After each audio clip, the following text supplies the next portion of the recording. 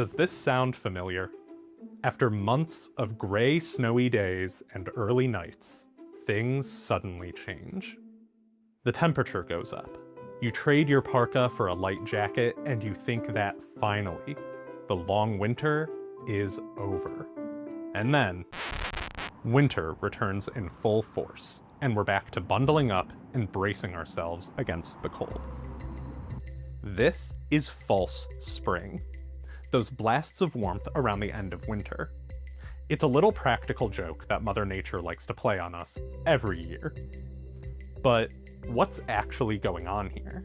You're just getting a pocket of warmth that's kind of moving over your area, kind of at the end of winter. And that can make it kind of almost feel like kind of the middle of spring. It'll be quite dramatic compared to what you've kind of just recently experienced, in the middle of January, in the depth of the coldest time of the year. That's Matt Rosencrans, a meteorologist with NOAA's National Centers for Environmental Prediction. He told me that false spring is just a regular part of the transition between the seasons. You have your jet stream. Your jet stream has ups and downs. It's mainly west to east, but then it's got wiggles north and south.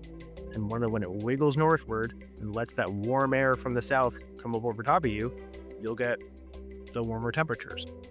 The jet streams, narrow currents of air in the atmosphere, are created by the temperature differences between the tropics and the poles. And that difference is strongest in the winter. So when the jet stream pushes north, the warm air that comes with it can feel like a dramatic change. The amplitude of those fluctuations can be stronger in the winter because the jet stream is stronger and further south, and those things that drive those changes in the temperature pull their energy from the jet stream. And this isn't the only time of year that we experience these temperature fluctuations. We just seem to notice them more in the transition between winter and spring. Think of it this way.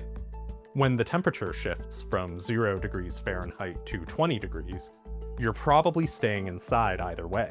Those both feel really cold. But when the temperature shifts from 20 degrees to 40 degrees, then you might venture outside. That's above freezing. It's the difference between a heavy coat and a light jacket. If that comes around in February and it feels more like April, you're gonna feel like it's that fall spring. But like a warm pocket in the middle of January might be warmer, but it will still be below freezing, so it doesn't quite have that same kind of visceral response in yourself. Most of the time, false springs are a nice, if temporary, break from the depths of winter. But for ecosystems and agriculture, these warm bursts can have major consequences. These seasonal changes are really interesting to people like Teresa Crimmins, director of the USA Phenology Network. Phenology refers to when stuff happens seasonally in plants and animals. It really specifically is speaking to things like when do the leaves come out on the trees or the flowers open, and how all of those events are tied to the environmental conditions that drive them. When we see sustained warmer temperatures early in the year, that can have massive impacts on plant and animal life, especially when these warm temperatures are followed by a return to normal conditions. Fall springs in particular are really defined by when temperatures are extra warm, extra early, and they're so warm that they prompt animals and plants to initiate their springtime activity significantly earlier than they would.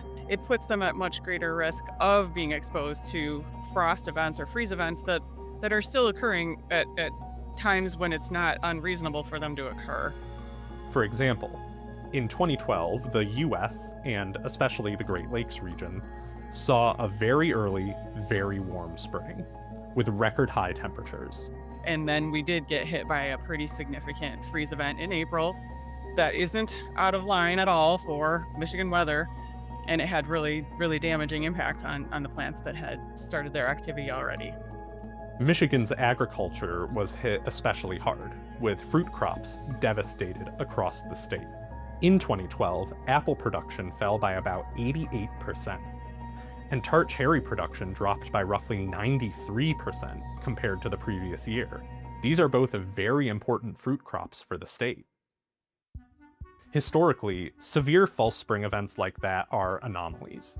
But warmer weather and drastic temperature swings due to climate change mean that we could see more of them in the future.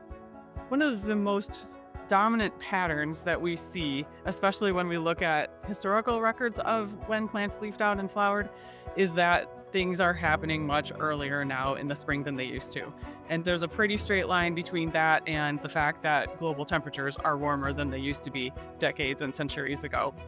One study suggests that false spring events like the one in 2012 could even become a new normal in just a couple of decades.